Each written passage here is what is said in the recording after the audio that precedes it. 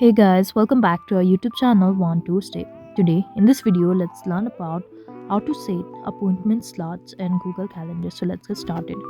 At first, let's get into Google Calendar app. So here it is. Make sure you are signed into it. Now, what we can do is click on this three-lined icon on the top left corner.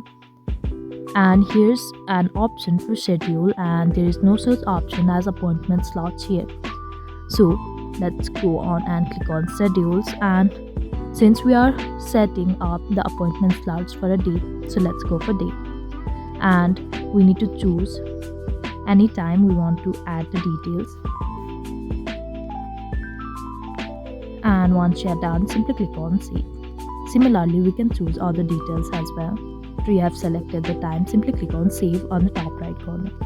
Here we can add all of our details, appointments, and create the appointment slot here. In business account or in PC, we can create appointment slots already from this icon over here.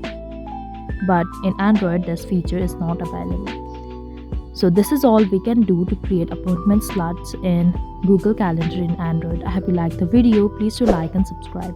Thanks for watching.